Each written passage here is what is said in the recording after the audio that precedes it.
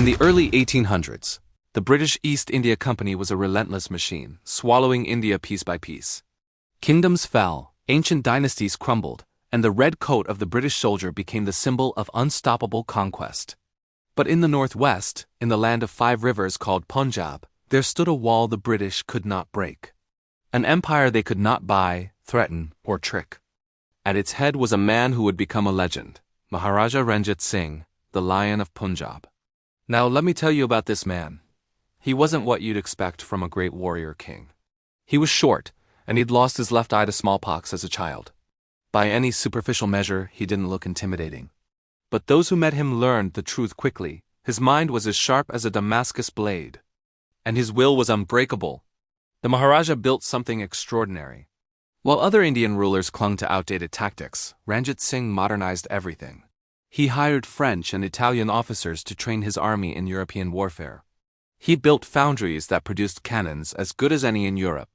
His cavalry was legendary, swift, disciplined, and fearless. The Khalsa army became one of the most powerful fighting forces in Asia, and the British knew it.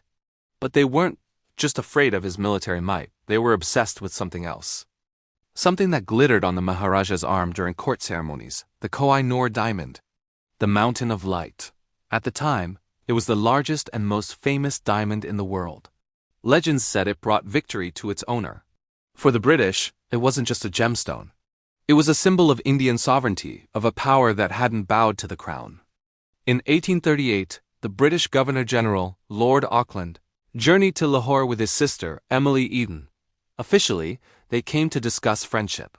Unofficially, they came to spy, to assess the Maharaja's strength, and to get a closer look at the diamond that haunted their dreams.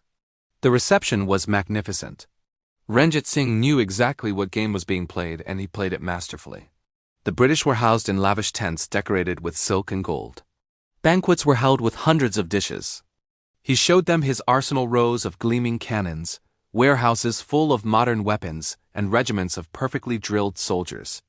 He wanted them to see exactly what they were dealing with. During one grand banquet, the British officers decided to flex their own power. They began talking loudly about British technology cannons that could hit targets miles away, steamships that crossed oceans without wind.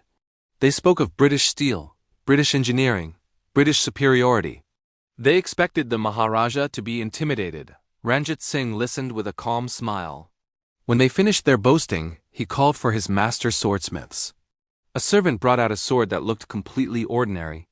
No jewels, no gold decoration. Just a blade. "This blade," he said in his quiet but commanding voice, "is not made of your English steel. But it can do something your heavy sabers cannot." He gestured to a servant who threw a fine silk scarf high into the air. As the silk floated down, delicate as a falling leaf, the Maharaja made one swift, effortless stroke with the blade. The scarf didn't tear. It split into 2 perfect halves. Cut so cleanly it was as if it had never been whole. The British officers fell silent. They had been talking about brute force.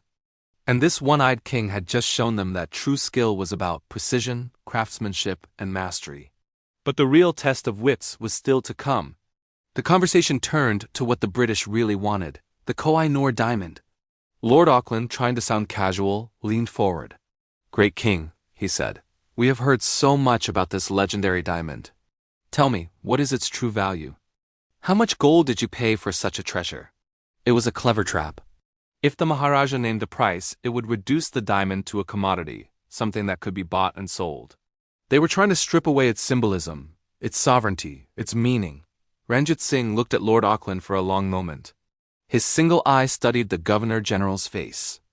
Then he looked down at the diamond on his armlet, which caught the lamplight and seemed to glow with an inner fire. When he spoke, his voice was quiet, but everyone leaned in to hear. "I did not buy this with gold," the Maharaja said. "The price of this diamond is not measured in coins. Then how was it acquired?" Lord Auckland pressed. "Surely every treasure has a price?" Ranjit Singh's expression changed. The playful smile vanished. His voice turned cold and firm. "The price of the Koh-i-Noor," he said, each word deliberate and clear, "is the sword. It was won by the sword.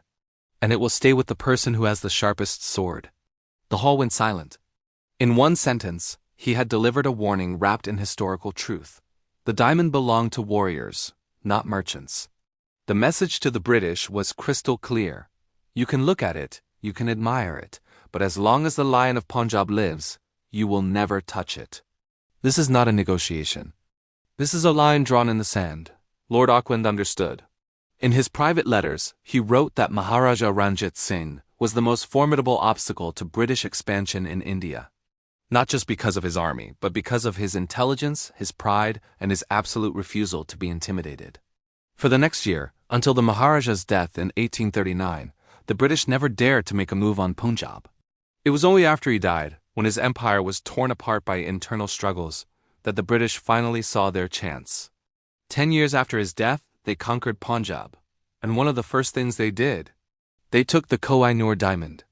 It was presented to Queen Victoria as a spoil of war. Today, it sits in the Tower of London, part of the British crown jewels. But everyone who knows this story understands the truth. They took it only after the man who protected it was dead and gone. The story of Maharaja Ranjit Singh is more than just history. In an age when the British Empire seemed unstoppable, one man stood firm. Not because he had the most soldiers, but because he had something the British couldn't break: dignity, wit, and an unshakable belief in his own sovereignty. Ranjit Singh famously said that God had given him only one eye so he would see all religions as equal. In his empire, Hindus, Muslims, and Sikhs served side by side. His prime minister was a Hindu. His finance minister was a Muslim. While the British were dividing India, Ranjit Singh was proving that unity was possible, and it terrified them. Because a united India was unbeatable. The Maharaja died after 40 years of rule. Within a decade, the British had conquered his kingdom. But they never conquered his legacy. Today, he is remembered not just as a warrior, but as a symbol of what India could be when it stood united and refused to bow. The British finally got their diamond. But they never got what they really wanted. They never got Ranjit Singh to bend his knee. They never broke his spirit. The Lion of Punjab roared his defiance for 40 years. And even in death, that roar echoes through history, reminding us that courage and wit can hold back any force, no matter how powerful it seems. Thanks for watching, and if you enjoyed this story, be sure to subscribe for more.